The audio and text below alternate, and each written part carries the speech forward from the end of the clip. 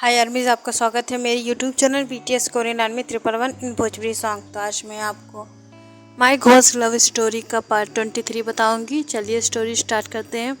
पिछले पार्ट में हमने देखा था कि सभी जो कि अनाथ आश्रम में पहुंच चुके थे और बहुत ज़्यादा ही सब अब इंतज़ार कर रहे थे कि वो अंकल कुछ बोलें, लेकिन जैसे ही ते और रोज़ उनसे जेके के बारे में पूछते हैं, मतलब कि वो ये पूछते हैं कि क्या यहाँ पर कुछ बच्चे गायब हुए हैं, तो वो अंकल जो होते हैं वो थोड़ा सा शक भरी निगाहों से इन लोगों को देख रहे थे कि आखिर इन्हें कैसे पता चला कि इस अनाथ आश्रम से लड़कियाँ गायब हैं।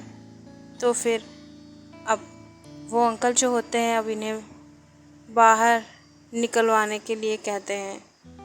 ये लोग जो कि जाने वाले होते हैं तभी वहाँ पर एक पिक्चर देखते हैं।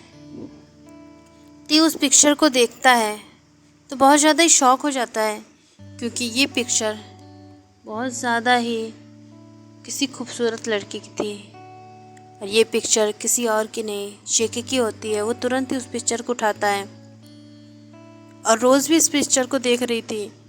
यहाँ पर माहौल बहुत ज़्यादा ही शांति का हो जाता है और सभी शॉक होते हैं और वो पिक्चर उठाकर तुरंत ही जेके उनके पास आता है और उनसे पूछने की कोशिश करता है कि ये कौन है।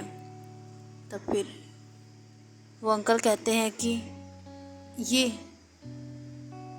ये मेरी पोती है और ये बहुत ज़्यादा ही स्वीट थी, इसे बच्चों से बहुत ज़्यादा प्यार था। तो फिर अब जेके जो कि ये सब सुन रही होती है, उसे एक तो फीलिंग नहीं आ रही होती है, लेकिन वो अंदर से जानती थी कि ये उसके दादा हैं और बहुत ज़्यादा ही वो उन्हें प्यार से देख रही होती है और उन्हें रोना आ रहा होता है जेके के बारे में सोचकर, क्योंकि जेके की मौत ही ऐसी वजह से हुई थी। बहुत ज़्यादा ही वो परेशान थे। यहाँ पर ते जो कि बहुत ज़्यादा उनसे पूछने की कोशिश करता है, तो वो उनसे पूछते हैं कि आखिर आप लोग हैं कौन। ते जो कि अपनी पहचान बता देता है। वो कहता है कि मुझे इसके बारे में जानना है। तो फिर वो जो अंकल होते हैं ते के दादा, वो कहते हैं कि नहीं, मैं आप लोगों को ये सब नहीं बता सकता, क्योंकि मुझे जहाँ तक याद है उसका कोई भी फ्रेंड नहीं है। वो सिर्फ बच्चों से प्यार करती थी और यहीं रहती थी, यहीं उसका जीवन बीतता था और मैं ऐसे ही किसी को उसके बारे में नहीं बता सकता। तो फिर ते कहता है कि आप अगर मुझे नहीं बताएंगे तो फिर मैं उसकी मदद नहीं कर पाऊँगा। ते की बात तो बुढ़ा नहीं समझ पाता है और वो बहुत ज़्यादा ही पैनिक करने लगता है, बहुत ज़्यादा ही डर जाता है, क्योंकि अब उसे जेके के बारे में सब कुछ दोबारा याद आ गया था। बहुत ज़्यादा ही वो कांपने लगता है, क्योंकि जिस तरीके से जेके की मौत होती है वो मंज़र, उसका फेस देखकर कोई भी दहल जाता, क्योंकि इतनी बुरी तरीके से उसे मारा गया था कि उसे देखते भी नहीं बन रहा था। ये सब याद करके उसके दादा बहुत ज़्यादा सैड हो जाते हैं और यहाँ पर ते, रोज़ और युंगी सभी वहाँ से निकल जाते हैं, क्योंकि उनकी तबीयत ख़राब हो गई थी। तो उनसे डॉक्टर मिलने आया था। एक तो वैसे भी उनकी तबीयत ख़राब थी, इस वजह से अब बहुत ज़्यादा ये सब परेशान हो जाते हैं, क्योंकि उनकी वजह से उनकी तबीयत ख़राब हो गई। ते बिल्कुल नहीं चाहता था कि ऐसा कुछ हो, लेकिन अब हो गया है। यहाँ पर बहुत ज़्यादा ही वो लोग परेशान रहने लगे। कुछ देर बाद जब वो थोड़ा बेटर फील करने लगे तो फिर से इन लोगों को बुलाते हैं। ये लोग फिर से जाते हैं और सब बहुत ज़्यादा ही परेशान होते हैं। तो कहते हैं अगर आप नहीं बता सकते हैं तो रहने दीजिए, हम आपको परेशान नहीं कर सकते हैं। तो फिर जेके के दादा कहते हैं ऐसी बात नहीं है, मैं भी चाहता हूँ कि उन्हें सज़ा मिले, इसलिए मैं तुम्हें सब कुछ बताऊँगा और मैं उम्मीद करूँगा कि तुम लोग उन्हें ढूंढ पाओ। तो फिर अब उसके दादा बताना शुरू करते हैं कि 1 साल पहले मेरी पोती की मौत हो गई थी। उसे बहुत ही बेरहमी से मारा गया था। मेरी पोती जो कि बहुत ज़्यादा ही बच्चों से प्यार करती थी, एक दिन अचानक से बच्चे गायब होने लगे और ये बहुत ज़्यादा ही उसके लिए परेशानी वाली बात थी, क्योंकि ये पूरा अनाथ आश्रम वही चलाती थी, वही रहती थी। हम लोग बहुत ज़्यादा ही काम में बिजी थे, जिस वजह से हम लोगों को आउट ऑफ स्टेशन जाना पड़ा था। और जब हम लोग वहाँ पर काम कर रहे थे, तभी जब वहाँ से वापस आए तो फिर बहुत बुरी तरीके से हमारी बच्ची की लाश हमें मिली और यहाँ पर बहुत ज़्यादा ही बुरा हुआ था उसके साथ। लेकिन मुझे ये नहीं पता कि उसे किसने मारा। तब फिर जेके पूछता है कि आखिर आप लोगों को कैसे पता चला कि बच्चे गायब हुए हैं। तभी वो बताता है कि जेके ने ही फ़ोन किया था हम लोगों को और वो बहुत ज़्यादा परेशान थी। इस वजह से हम लोग वहाँ का इम्पोर्टेंट काम छोड़कर अगले दिन वापस आने वाले होते हैं। और यहाँ पर हमें पता चलता है कि हमारा जो बहुत पुराना निकाला हुआ गार्ड होता है, उसी ने बच्चों को किडनैप करवाया होता है, क्योंकि सीसीटीवी फुटेज में साफ साफ दिख रहा था।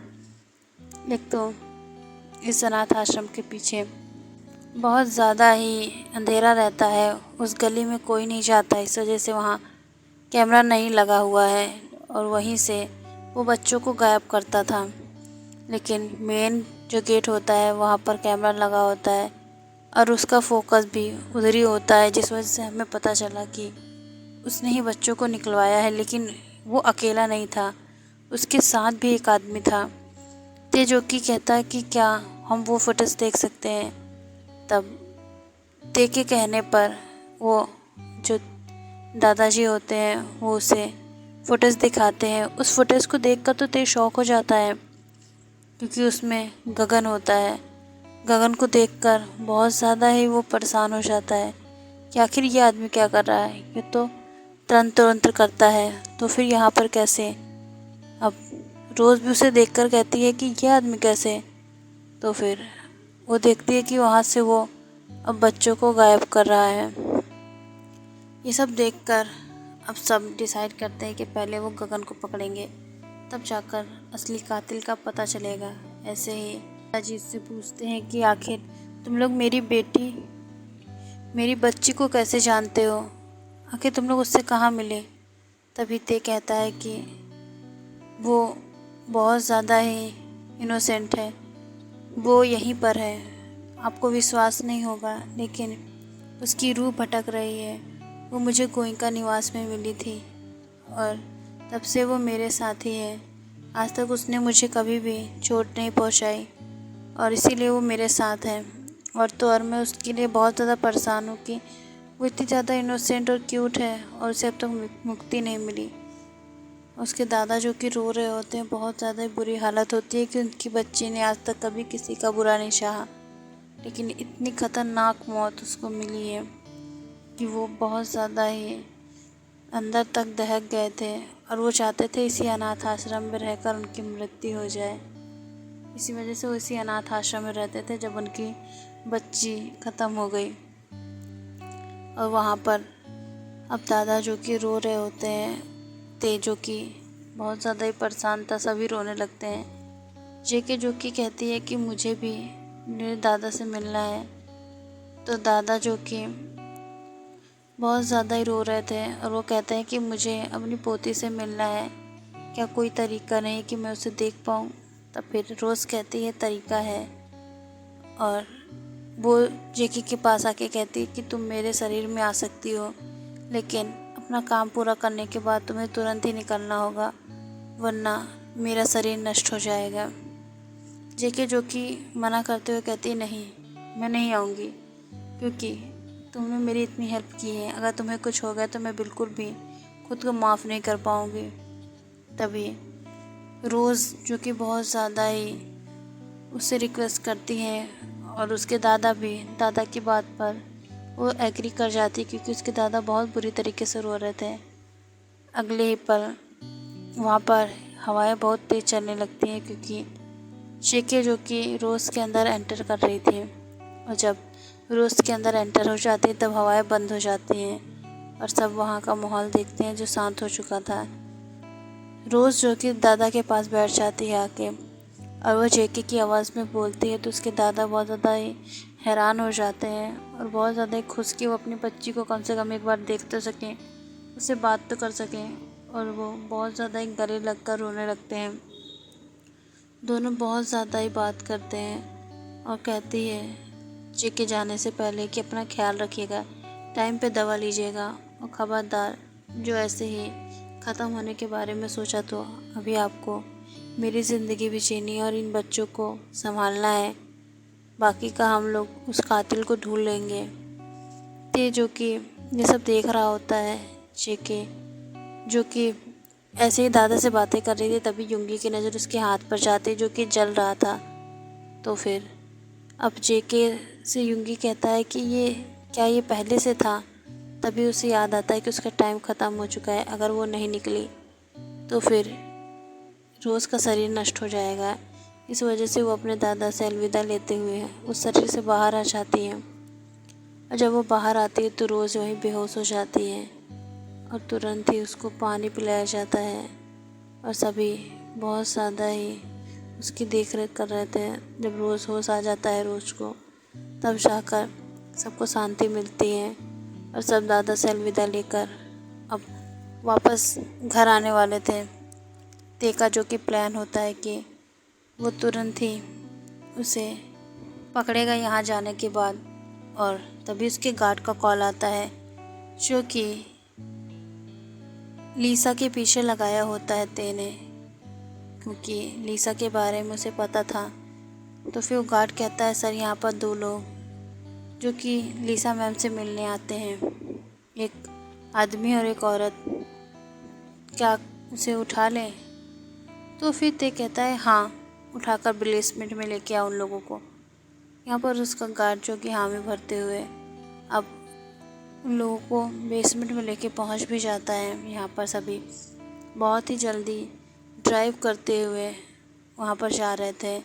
रोज़ जो कि समझ नहीं पाती ना ही जेके, लेकिन तभी वहाँ पर सब लोग देखते हैं कि उनके बेसमेंट में 2 लोग बंधे पड़े हैं।